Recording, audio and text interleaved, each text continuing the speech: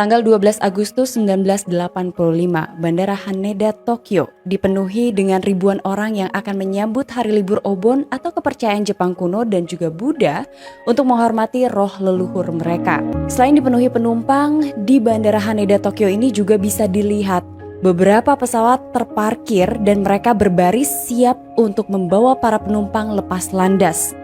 Kebetulan saat itu memang jalur transportasi udara adalah salah satu transportasi yang populer di Jepang. Sehingga tidak aneh Japan Airlines dengan nomor penerbangan 123 yang akan melakukan perjalanan domestik sampai harus menggunakan sebuah jumbo jet Boeing 747.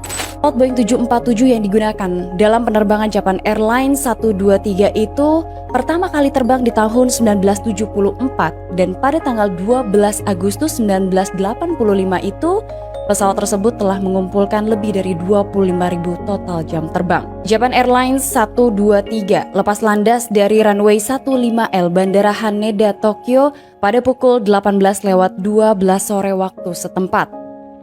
Pesawat itu akan terbang menuju ke Bandara Itami, Osaka dengan menempuh jarak kurang lebih 400 km dan akan ditempuh kurang lebih selama 54 menit. Di dalam penerbangan itu terdapat total 509 orang penumpang dan 15 orang kru, sehingga total ada 524 orang di dalam pesawat besar itu. Salah satu dari ratusan penumpang itu adalah seorang kru dari Japan Airlines. Dia adalah pramugari yang kala itu ikut di penerbangan JAL 123 tapi sedang tidak bertugas. Ia bernama Yumi Ochiai. Ia duduk di kursi sebelah kiri bagian belakang. Duduk di kursi first officer adalah seorang kapten bernama Masami Takahama, usianya 49 tahun. Ia telah mengumpulkan 12.423 total jam terbang dan di penerbangan JAL 123 beliau bertugas sebagai pilot monitoring. Duduk di kursi kapten adalah seorang first officer bernama Yutaka Sasaki, 39 tahun. Beliau telah mengumpulkan 3.963 total jam terbang. Dan di penerbangan JAL 123 itu, ia sedang dinilai oleh sang kapten karena ia sedang dipromosikan untuk berada di posisi kapten. Sementara itu duduk di kursi flight engineer adalah Hiroshi Fukuda, 46 tahun dengan 9.831 total jam terbang. Setelah pesawat itu lepas landas dari runway 15L, pesawat mulai mengudara. Semuanya nampak normal. Hingga kemudian ketika pesawat itu mulai mendekati Teluk Sagami, menurut data black box, saat itu CVR merekam ketika salah seorang pramugari menghubungi ruang kokpit.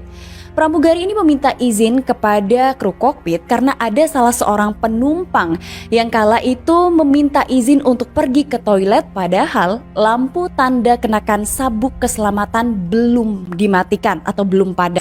Karena saat itu first officer bertugas sebagai pilot penerbang, flight engineer meminta izin kepada first officer dan diizinkan. Hanya beberapa detik setelah flight engineer ini menutup intercomnya, tiba-tiba saja semua orang di dalam penerbangan itu dikagetkan dengan sebuah bunyi ledakan yang sangat keras. Seketika para penumpang itu dibuat panik selain melihat masker oksigen yang sudah turun. Kemudian tekanan di pesawat ini mulai berkurang dan saat itu terdengar bunyi gemuruh. Di sisi lain, di ruang kokpit, ketiga kru kokpit ini menyadari bunyi ledakan itu dan mengindikasikan bahwa bunyi ledakan itu berasal dari pintu roda pendaratan yang terlepas. Namun saat itu kedua pilot di penerbangan JAL 123 tidak mengetahui apa yang terjadi. Mereka langsung memeriksa instrumen penerbangan tapi tidak ada tanda-tanda kerusakan. Bahkan saat itu mereka langsung melakukan pemeriksaan terhadap mesin pesawat dan tidak ada indikasi yang menunjukkan telah terjadi kegagalan atau kerusakan di mesin pesawat. Dengan sangat cepat, Kapten menginstruksikan first officer untuk mulai merubah kode squawk menjadi 7700 yang menandakan penerbangan Japan Airlines 123 ini sedang berada dalam kondisi darurat.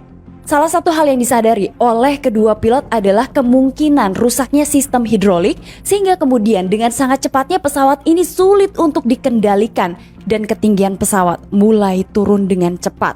Pesawat Boeing 747 itu sulit dikendalikan dengan masalah yang tidak diketahui oleh para pilotnya. 13 menit setelah pesawat itu lepas landas, kedua pilotnya tiba-tiba saja melaporkan kepada ATC di Tokyo bahwa pesawatnya mengalami kondisi darurat. Saat itu permintaan dari Kapten adalah untuk kembali ke Bandara Haneda Tokyo